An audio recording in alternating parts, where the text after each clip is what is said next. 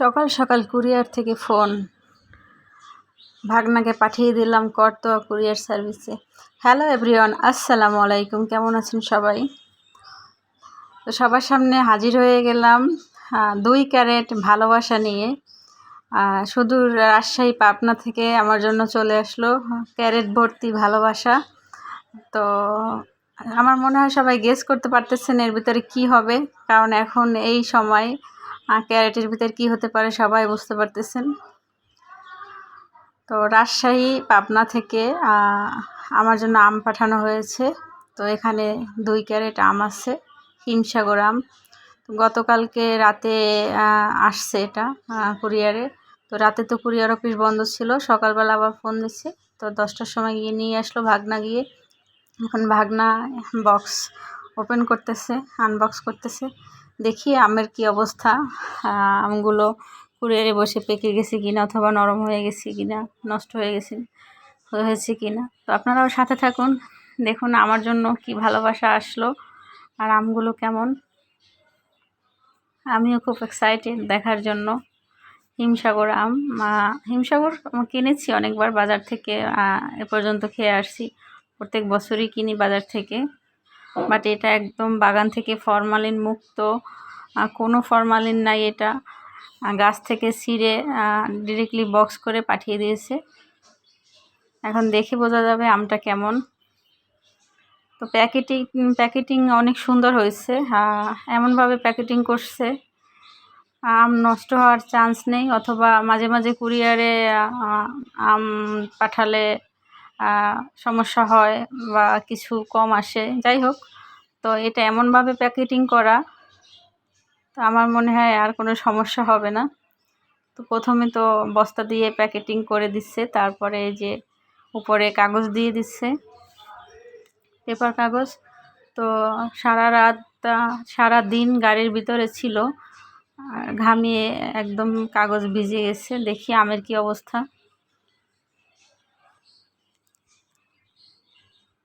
Formalin মুক্ত ভালোবাসা বলে না, যে ভালোবাসা তো রিয়েল বা খাঁটি বা হচ্ছে মিথ্যা। তো এই ভালোবাসাটা হচ্ছে ফরমালিন মুক্ত ভালোবাসা, একদম খাঁটি ভালোবাসা। ওরে বাবা, প্যাকেটিংটা দেখুন। ফার্স্টে হচ্ছে পেপার কাগজ, তারপরে আবার এটা হচ্ছে গরুকে যে খাওয়ানো হয়, ধানের যে ধান কাটার পরে যে কি এইটাকে কি বলে, নাড়া নাকি, এগুলো দেওয়া হয়েছে।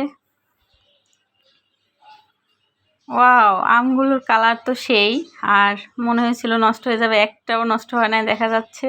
উপর থেকেই দেখে মনে হচ্ছে ভিতরেরগুলো আর নষ্ট হবে না। আর একদম এ গ্রেডের আম, সাইজগুলো অনেক বড়। ক্যামেরায় কতটা বোঝা যাচ্ছে বুঝতে পারতেছি না, আপনারা কতটা বুঝতে পারতেছেন, বাট আমার মনে হচ্ছে। আর এই যে ভাগনা হাতে ধরে দেখলো, 4টায় 1 কেজি হয়ে যাবে। 4টা আমে অনেক বড় বড়, একদম সাইজগুলো বাছাইকৃত আম। আর আমের বোটা সহ, পাতা সহ প্যাকেটিং করা হয়েছে। আমগুলো এখনও কাঁচা আসছে, এর জন্য আমগুলো ভালো। যদি পাকা হইতো তাহলে তো আর আমের অস্তিত্ব থাকতো না। তো এটা মনে হয় 1 দিন 2 দিন ঘরে রেখে দিলেই পেকে যাবে। তো 3 লেয়ারে বক্সিং করে আম দেওয়া হয়েছে। প্রথমে একবার দিয়েছে, তারপরে আবার কাগজ, তারপরে আম, এভাবে দিয়েছে। তো আমগুলো আগে সব বের করে চেক করে দেখবো একটাও নষ্ট হয়েছে কিনা বা পাকা আছে কিনা। তো এখন পর্যন্ত একটাও নষ্ট আম হয়নি। এই আমটা, ওটা স্পট, ওটাও নষ্ট না।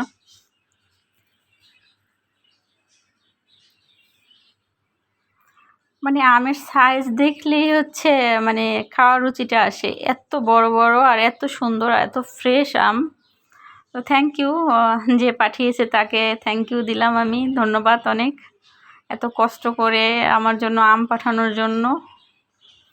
আর ক্যারেট ভর্তি আম তো নয়, ভালোবাসা, ক্যারেট ভর্তি ভালোবাসা, ভালোবাসা ক্যারেটে ভরে পাঠিয়ে দিচ্ছে। তো সবগুলো চেক করে নিব। এই যে দেখুন, এখানে এক ক্যারেটে 22 কেজি করে আম আছে মনে হচ্ছে, না 20 কেজি, যাই হোক। তো এখানে মোট 42 কেজি, 2 ক্যারেট আম, 42 কেজি আম আছে।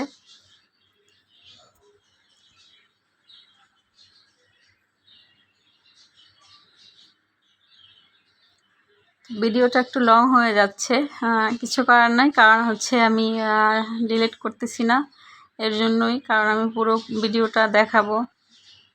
এই আমটা, এই যে উপরে আমটা মনে হচ্ছে নষ্ট, এটা হচ্ছে একটা স্পট, ক্ষীরের একটা স্পট। প্রত্যেকটা আমই ফ্রেশ এবং সাইজগুলো একরকম। হ্যাঁ, পড়ে গেছে, নষ্ট হয়ে যেতে পারে। যাই হোক, সাইজগুলো একই রকম, প্রত্যেকটা সাইজ বড় বড়, একদম 4টা 1 কেজি হবে, 4টা না হলে 5টা 1 কেজি হয়ে যাবে। যাই হোক, আর এই যে স্যানিটাইজার ধরাচ্ছে না আমগুলো, এবার বলছি ফ্লোরে রাখতে। ভাগনা নামায় সব বের করে ফ্লোরে রাখতেছে, চেক করতেছে নষ্ট হচ্ছে কি না।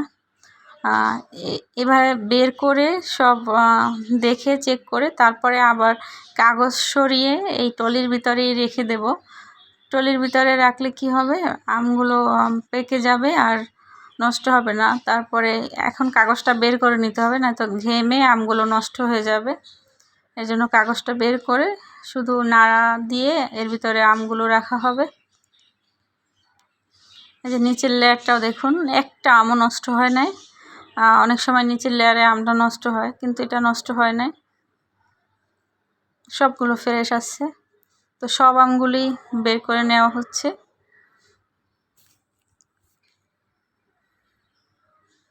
আর একটু মানে তাড়াহুড়ো করতেছি না আমরা, কারণ হচ্ছে যদি পড়ে যায় আমগুলো আবার হচ্ছে নষ্ট হয়ে যেতে পারে। যেহেতু এগুলো বাইরে রাখা হবে পাকার জন্য, পেকে যাবে। 2 দিন রাখলেই এটা একদম পেকে যাবে, কারণ অলরেডি ভিতরে একটু একটু নরম। তো 2 দিন এভাবে রেখে দেব ক্যারেটের ভিতরে, তারপরে পেকে গেলে তখন খাওয়া হবে বা ফ্রিজে রাখা হবে, যাই করি না কেন। আর আম তো আমার খুবই পছন্দ, আর আম দিয়ে অনেকগুলো রেসিপি করে দেখাবো আপনাদের আমি। বাজার থেকে তো কেনা হয়, ওটা তো ফরমালিনযুক্ত আম। তো এটা একটা খাওয়া ভালো, ফরমালিন না, এটাই নিঃসন্দেহে খাওয়া যাবে।